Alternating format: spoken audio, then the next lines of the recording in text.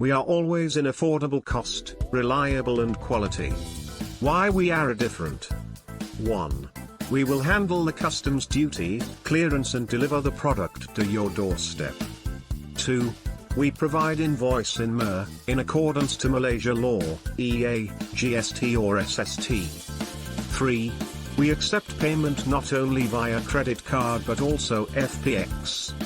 4. Our support being local, guarantee a prompt and no language barrier support to all our customer. 5. We are easily contactable via WhatsApp or Facebook Messenger and we are in the same regional and same time zone.